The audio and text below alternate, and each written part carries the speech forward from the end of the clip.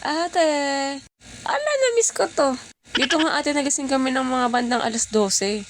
Meron kasi kami narinig na nasisigawan ate, kaya nagising kami. Pag nagising, anong gagawin? Malamang magutom. Kaya naman ate, eto gumawa ko ng pancake kagabi. Diyos ko, 12:00 na, diba? Sino ba naman ako para tumanggi gumawa niyan? Eh, gusto ko rin yan. Kaya naman agad-agad ko kinuha yung Maya hot cake mix ate. Kinuha ko na rin yung fresh milk saka yung tirang star margarine. Pinagsama-sama ko nga lang yung sila ate, at minix-mix ko na. Naalala ko nga ate ng bata ako nang bibili ko lang yung hotcake sa labas. Yung tigdodos tas may margarine with asukal. Ala, si bakla sa waxes. Fresh milk na ang hinahalo sa hotcake mix. Dati tubig sa kaharina lang. Ay! Sinasabi ko sa'yo ate. Sa susunod hindi na ako sahig maghahalo-halo nito. Doon na ako magluluto sa aesthetic kong kitchen. Ala!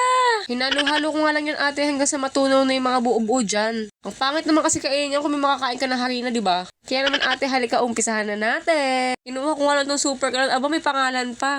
Akala mo naman mawawala yan. Pagkasindi nga ng kalan ate, nilagyan ko lang ng konting margarine tapos nilagyan ko lang ng mixture natin. Ganyan pala talaga ako gumawa ng hotcake mix ate, yung bite size lang. Usually, anong gagawa ko dyan? Mga 8 to 10 pieces. Pero bakla gabi na dyan, kaya tinatamad na ako. Nagawa ko lang dyan 6 pieces, tas puro malalaki. Kita mo naman yung hyper ko dyan ate, diba? Malamang pagkain yan, sinong hindi na hyper dyan? Pagkaluto nga ate, agad-agad ko inakyat sa kwarto namin. Aba, excited yung mga anak ko dyan. Kinuha ko nga lang yung goya sa biscuit spread ate. Kanya-kanya kami ng favorite ate. Hindi pwedeng isang palaman niya masusunod. Si ate, nag-gaslight pa yung sarili niya. Siya lang naman may ayaw ng chocolate. Yung biscuit nga na yan yung favorite ko ate. Wow. Bawal manghingi. Ala, si bakla madamot. Kaya naman dito ate, sobrang generous ko sa paglagay ko ng biscuit dyan. Kasi sa akin yan malamang. Pagtapos ko nga malagyan yan ate, aba, nilanta ka na namin agad. Hindi na magtatagal ng 5 minutes yan, te.